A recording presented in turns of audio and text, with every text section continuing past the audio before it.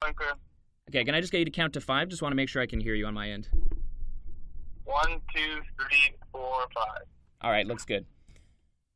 Alrighty, so what's going on here? I should say congrats, by the way, on E11. Is that, I assume that's how you pronounce it, right? Yeah, 11, U11 isn't, we're kind of going with the flow. It's, E11 is for our gamer tag, so for all of our players, we have E11, and then 11 is my number, so that's kind of where the name came from. All right, gotcha. So what led you to this decision? Why are you getting into esports? Well, I grew up, obviously playing hockey and playing sports, and, I have four younger brothers, so we'd always play outside, but when we got tired or whatever, we'd come in and we'd play video games, and it was always a big, hobby of mine. It was playing video games and just having fun with my buddies and my brothers, and that's kind of been a big part of my life growing up. And then, as I got older, I like to pursue things that I have, a passion for. So hockey was something that I wanted to pursue because I had a passion for it, and I made a living out of that. And then, writing books and reading and writing was a passion of mine, so I wrote children's books. And then, video games is kind of that same. I got that same drive for video games, and then obviously with the emergence of esports, it was the right time for me to kind of pursue something that I love to do. And starting an organization was the best way for me to introduce or to get into that space, and I thought it was the right time. So walk me through what happens in the near future here. So you start a team, an esports company. I could call it like a team, right? So you choose a game you want your athletes to focus on. Like, what are some of the next steps here? Yeah, so a little bit. We started out the 11 game our organization in April, and I met with my COO, who's now running the day-to-day operations. Obviously, I oversee everything, but I can't be hands-on all the time because I have my full-time job being an NHL hockey player. But so my COO is Oliver Silverstein, and he does a fantastic job of running the day-to-day operations. The first couple months were just doing all the logistics to be a clean and sound company. So protecting our IP, protecting all of our branding, our trademarking for our name, hiring a lawyer, getting contracts done, hiring a head scout, hiring a graphic designer, so doing all the in-house kind of things. And then we went out and we scouted players in Fortnite. We selected the first game that we wanted to really pursue and go into. And now we've got 7 pro players and 2 influencers, content creators, and it's been pretty awesome to see it kind of all come together. So you've got 7 players who are going to focus solely on Fortnite, is that right? Yep. So we have 7 players. We have 1 player at PAX West, which is the first tournament.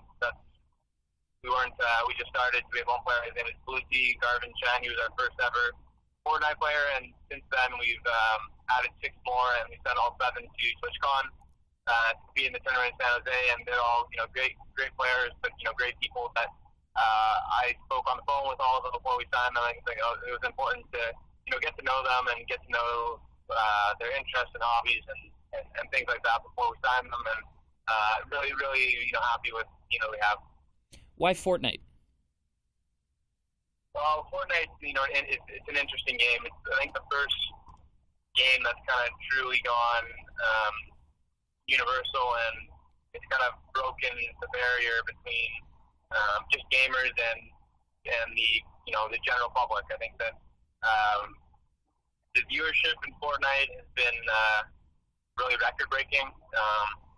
You have a star who emerged who's not just a gaming star, he's a universally well-known person now. Ninja Tyler Belvin, he was on Ellen. He played with Drake, so he's really become a part of of society as a whole. And that's like from Fortnite. So that alone, the viewership numbers were there for us to go into it. But then aside from that, they also released $100 million in prize money. So that was something that we wanted to pursue as well. So the combination of those 2 things were the driving force of and us, to choose Fortnite. And on top of that, it was a game that I love playing. I play with my teammates, play with my brother. Been playing it for over a year now, so it's a game that I have a passion for as well. Awesome. I just have a couple more questions for you. Like it's sort of a trend. It's pretty crazy to say it's not mainstream because I know how popular it is. I'm a young guy as well. I play video games, but at B&M Bloomberg, we have a pretty old demographic. So these people on Bay Street don't know too much about esports, and we're not going to get too in the weeds business-wise. But I'm just curious, we've seen like Michael Jordan by team as well. Drake's getting in there. Like a lot of athletes are getting into esports. Do you think that has something to do with it being, as far as like the media suggests, video games are pretty entrenched in like the clubhouse and hotels. Like, does that have something to do with it? I think that it just, I guess the younger you are, the more you understand the next generation and the younger generation. When you're in touch with that, you realize that, kids these days don't really watch that much TV. They're going to their laptops and they're watching stuff on YouTube and stuff on Netflix. And I don't know how much you know about Twitch, but Twitch is owned by Amazon, and it's a streaming platform, or the biggest streaming platform for video games. YouTube does it as well. And you see kids, watching Twitch and watching Fortnite and watching video games. And I think that that's a big something that's hard for maybe people to get their heads around, is that people actually enjoy watching other people play video games. And I'm including that. I watch my players play all the time. I watch other players play, and there's there's enjoyment from that, and that's something that that people are going to start to realize, that the viewership numbers for actually watching esports is only growing and growing steadily, and that's kind of the new generation. And maybe athletes are more in tune with that, and I think that a lot of athletes want to find an escape from their sport, and video games provide an outlet to kind of get away and just get away from whatever.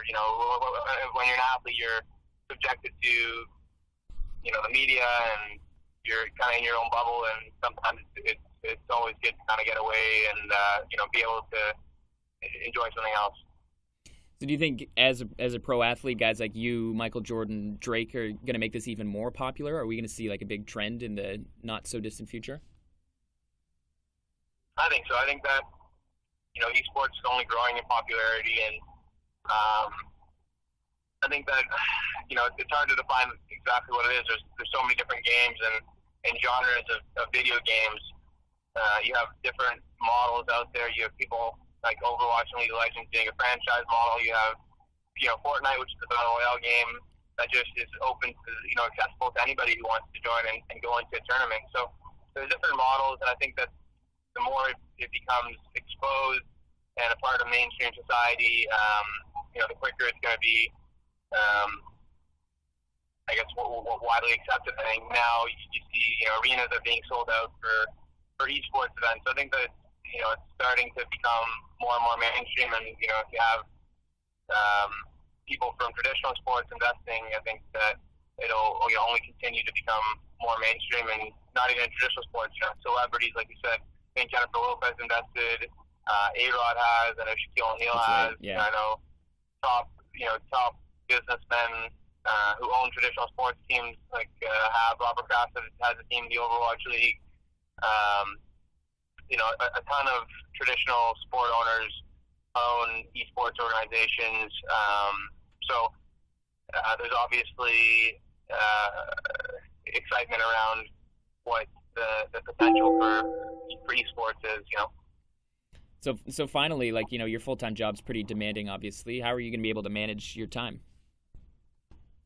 Well, it's like I said, it's something that I really, really enjoy. So when I get a call, and when I go on a call and I talk about esports and talk about video games, it's not work for me. It's enjoyment, and it's a passion of mine. So and like I said, when you're a professional athlete, you need outlets to express yourself in other different ways and explore other things that you like. Obviously, as a professional athlete, hockey it comes first, and I'm always focused on hockey. But when I come home from the rink, it's good to think about other things, and it's good to get your mind off of it a little bit. And this gives me an outlet to do that, and to do it effectively, and to kind of pursue something outside of hockey, and explore my business interests, combining it with a passion of mine, which is obviously video games. And I have an amazing support system. Like I said, Oliver Silverstein is my COO, and I have a great group of investors, and it's been a really fun ride. I'm just, really enjoying it and looking forward to continuing it. So I don't want to get you in trouble, but who on the Leafs is the best at Fortnite? You know what? I think Mitch is. I'm gonna have to give him the belt. He plays the most, so he's pretty good. That's awesome. That's all I need, Zach. Really appreciate your time. No worries. Thanks so much. Thanks a lot, and good luck on this season. I'm headed to the rink tomorrow. Actually, it's my first game in probably like 5-6 years. Really looking forward to it. Awesome. See you there. Best of luck, and thanks again for your time. Okay. Thanks.